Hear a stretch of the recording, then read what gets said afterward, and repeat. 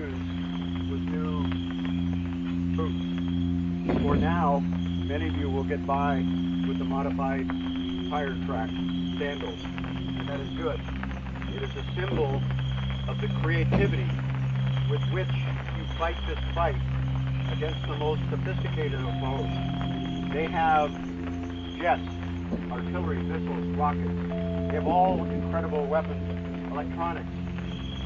They have systems that they drop on the trail with microphones that listen to us.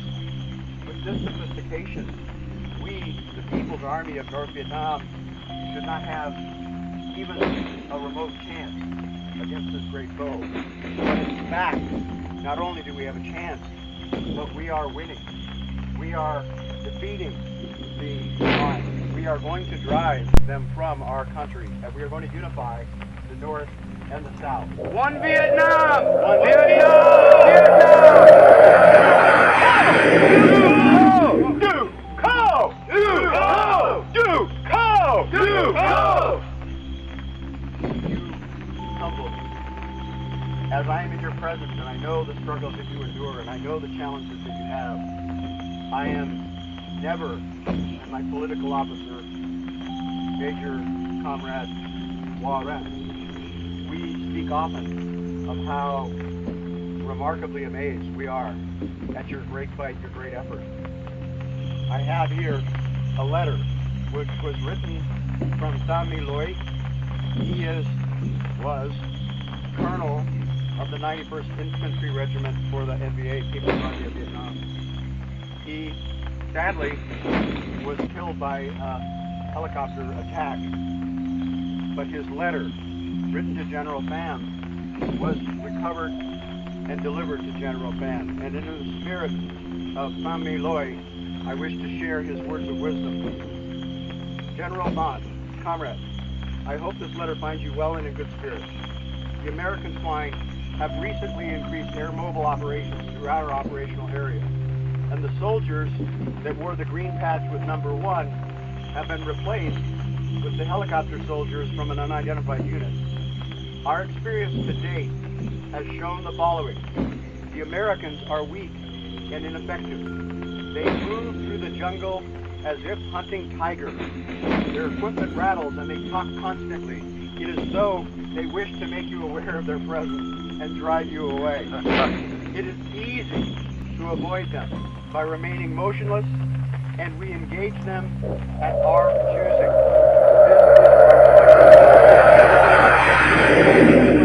This is to engage the imperialistic swine. They often fire aimlessly and consume great quantities of ammunition even when there is nothing there. They show little initiative and leave gaping holes in their attempts to encircle us. They always engage our flankers and scouts and have little chance or no chance at affecting our main bodies during movements. So long as we have scouts and flankers, I can assure you the American has no discipline. They will fire at the first thing they see the moves. And when they do that, if it is our choice to evade them, then we simply evade them. Yes, comrade. If it is our choice to flank and surround them, then we flank and surround them. Yes, comrade. The Americans will show you where they are. They will reveal themselves to you. And you, even with limited numbers, can affect them, because what the Americans do, this is not their land. This is not their home. This is our land. This is our land. This is our home. They fear the jungle. They see things in the jungle that aren't there. And when the fighting starts, when the shooting happens, their eyes go straight to whatever or wherever they fire.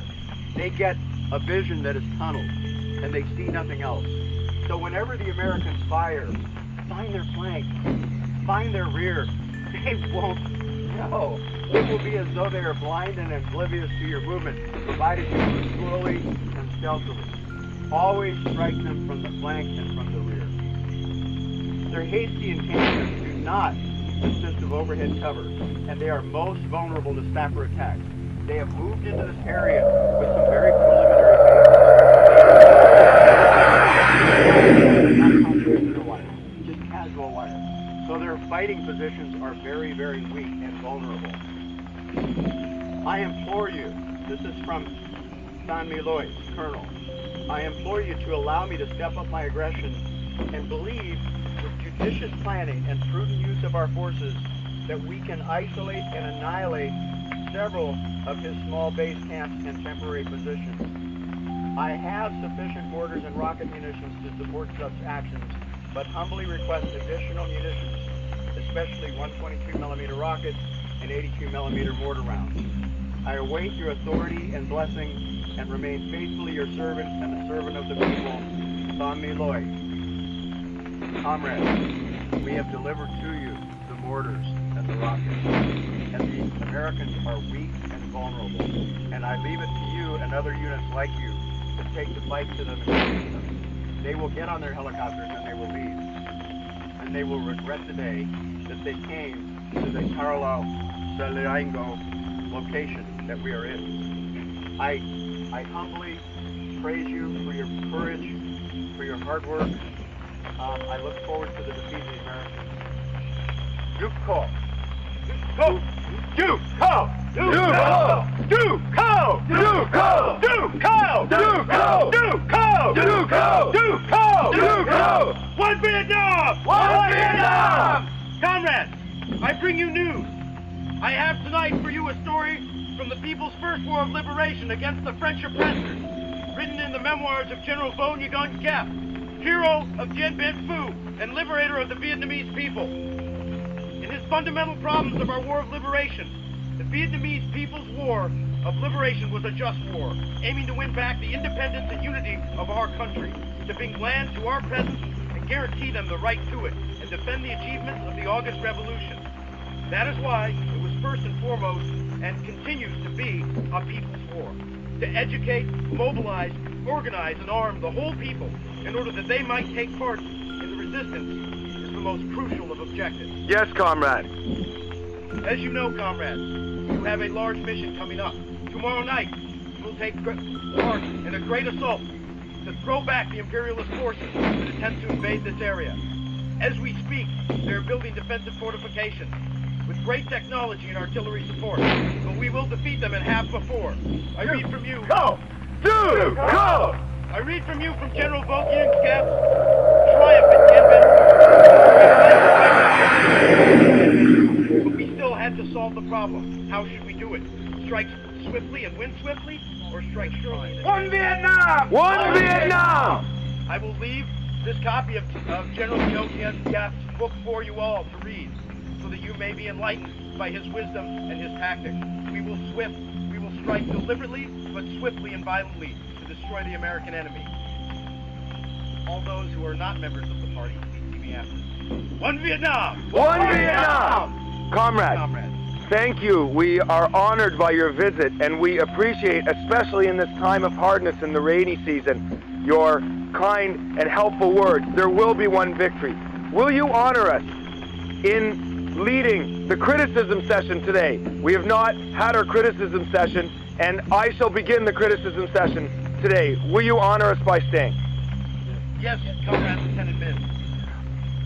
Sir, I was not the best of my duty when I was bringing the men here, because I forgot that Comrade Tan, a very honorable soldier who many times has fought with me, has a bad foot. And when we went through one section, I wanted the men quickly to come here to get by and walk, when I should have considered Comrade Tan and been more careful going through that section. For this, I will strive to be a better leader, and I will strive to remember Comrade Tan. He is my friend and my comrade. Do call! Do call! Do call! Do call! Do call! All right. Comrade Hai, your criticism. One Vietnam! One Vietnam! For future references, the unit political officer, I see it unfit to use one Vietnam as a self-criticism.